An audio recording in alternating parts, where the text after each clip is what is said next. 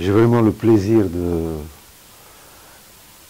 d'avoir l'honneur d'animer ce matin cet atelier sur la propriété intellectuelle. Et particulièrement, moi j'entends propriété intellectuelle compte tenu de vos intérêts et de vos préoccupations, dans le sens propriété industrielle. Alors ce que on va voir, je vous le propose dans ce sommaire, où on va voir, si je peux dire, les 4 stratégies possibles de protection de la propriété industrielle, bien entendu, qui s'adressent à des projets innovants, et particulièrement les projets qui veulent se protéger contre des risques. Et en même temps, en évoquant chaque stratégie, je vais essayer de lire un petit peu, grâce à ce que j'ai vécu concrètement, et grâce à ce qu'on a pu découvrir comme situation, quels sont les risques qui sont liés à chaque stratégie. Alors, ce que veut dire propriété intellectuelle, c'est ces 3 choses-là. C'est à la fois les œuvres artistiques et littéraires, ce que vous disiez tout à l'heure. C'est en même temps les inventions auxquelles j'aurais tendance d'ajouter les découvertes. Et puis, tout ce qui est, on va dire, là vous avez les symboles, les noms, les marques, les images, les modèles, les dessins, tout ça. C'est ce que le système tunisien appelle les marques commerciales et les dessins et modèles. Ce qui est brevetable, ce n'est pas l'idée. Ce qui est brevetable, c'est la solution apportée à un problème déterminé que le système appelle un problème technique. Par conséquent, en propriété industrielle, le principal critère, c'est précisément cette solution qui est apportée à un problème. Alors, on peut se protéger d'abord. J'ai une petite pensée pour nos amis qui ont le statut d'agent public, c'est-à-dire qu'ils sont chercheurs dans un centre de recherche, ils ont travaillé dans ce centre, ils ont découvert, ils ont inventé. Il y a un dispositif que vous devez connaître. Le système tunisien soumet les agents publics chercheurs à un dispositif lorsqu'ils sont en activité auprès des entités publiques de recherche. À la fois les centres, qui soient les labos, les unités. Retenez bien l'obligation faite pour l'État de renoncer si le chercheur décide d'exploiter. C'est quand même nouveau ça, il faut le saluer. On ne l'a pas vu avant. Bon,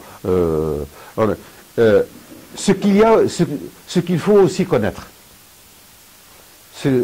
c'est exactement les termes de la loi. C'est dans son article 14, clair et net, on ne peut qu'applaudir. Le seul, on dirait, mais vu qu'on a fait tout ça avec les moyens de l'État et tout ça, la loi est tout à fait admise à dire qu'il est seul habilité à enregistrer le brevet. En son nom, bien sûr, en tant qu'État. Mais il est prévu d'indiquer sur le brevet le nom de l'auteur. Donc c'était trop compliqué avant. En 20 ans, le VRR a vu passer une vingtaine de projets. Génial, hein? 12 ont été approuvés. 12 en 20 ans. Il y a eu 2 projets de création d'entreprise. 2. Ouais. Sur cette première stratégie, j'en dirai 2 risques. Et je m'arrêterai là. C'est en lien avec ce que vous disiez tout à l'heure, le manque de transparence de l'un et la mauvaise foi parfois de l'État aussi. Qui veut dire ceux qui sont au service de l'État. Voilà, même l'administration nous dit elle est neutre, mais les administrateurs, oui. Alors, souvent, il peut arriver, ça c'est très courant, une mésentente sur les droits sur les produits d'exploitation. Alors, le système, maintenant, vous pouvez faire le deuxième choix, c'est de vous protéger directement par le système. Vous pouvez le faire, rien ne vous empêche de le faire, tant que vous disposez de tous les éléments. Alors là, c'est intéressant de passer par l'article 2 pour comprendre ce que la loi dit comme invention, ou invention nouvelle, qui implique une activité inventive. Et c'est tout ça ce que vérifie l'organisme de recherche, pour effectivement accepter ou refuser.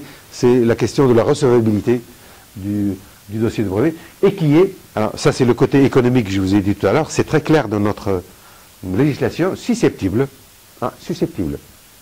d'application industrielle, donc c'est le volet économique. C'est pour ça qu'on ne pourra jamais affirmer que c'est... Alors, de là à dire est-ce que c'est rentable ou pas, c'est une autre question. C'est peut-être le grand point d'interrogation qui est derrière ça. Et l'article 4 nous explique ce qu'est l'invention. Donc tout ce qui n'est pas compris dans l'état de l'art ou l'état de la technique qui l'a précédé.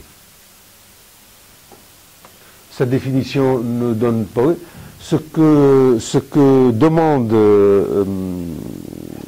l'INRPI. Vous voyez que... Alors, ils mettent dossier, hein, ça a l'air d'être... Mais en fait, c'est un même dossier, sauf qu'en plusieurs parties, hein, où il y a une description de l'état de l'art et de l'état de la technique avant, votre description détaillée de l'invention, le dossier des fonctionnalités lorsqu'il s'agit d'un nouveau produit, d'un nouveau process, un dossier de revendication, c'est le côté dont on a parlé, par rapport à l'ancien, qu'est-ce que vous revendiquez comme nouveauté et que vous demandez à protéger. Et enfin, le dossier des schémas et dessins qui viennent expliquer hein, la vraie nature de l'invention et le produit que vous voulez protéger. Le risque que vous courez si vous avez fait une invention, une découverte, dans le cadre des travaux ou d'une activité dans un centre public de recherche, et que vous la brevetez à votre nom directement sans passer par le dispositif, il va se passer des choses si l'État découvre qu'il a été spolié.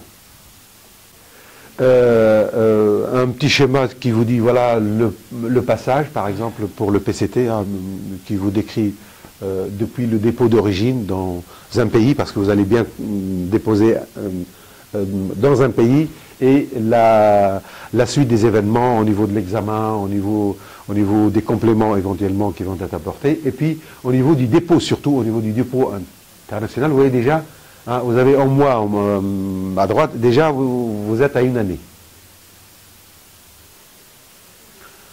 Les deux risques qui sont liés au dépôt international, c'est donc la couverture d'abord, à cause du principe de la territorialité, et puis le risque que j'ai cité tout à l'heure, hein, du maintien de la protection et donc les défauts de paiement, parce que là, ça sera implacable. Parlons déjà stratégie. La vraie réflexion qui est derrière cette quatrième stratégie, c'est effectivement, ils vous disent, et ça rejoint ce que vous disiez par rapport aux investisseurs, au lieu de tenter justement de garder ce secret à tout prix,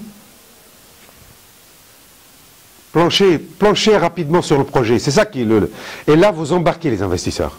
Quand même, je dois vous rappeler les risques qui sont derrière. Ils sont de 4 E. Vous n'avez pas de propriété.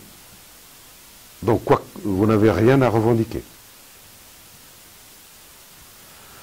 Donc, tout ce qui est lié au transfert technologique, il va falloir peut-être le contourner autrement. Si vous y pensez. Ça va avec pour les droits d'exploitation, c'est lié. Et donc, pensez peut-être au manque à gagner si par hasard, ce n'est pas vous qui exploitez l'invention ou la découverte, mais c'est d'autres. À défaut de titre, si vous n'avez rien signé, vous n'avez rien. Impossibilité de valoriser, c'est le point qu'on a discuté tout à l'heure. Voilà, moi j'étais ravi de vous présenter ça ce matin, à la volée comme ça. Hein, j'espère que ça a apporté la valeur que vous attendiez et que vous puissiez à votre tour transformer l'essai en, hein, comme on dit dans le rugby, de transformer l'essai en un but. Merci à vous. Merci à vous.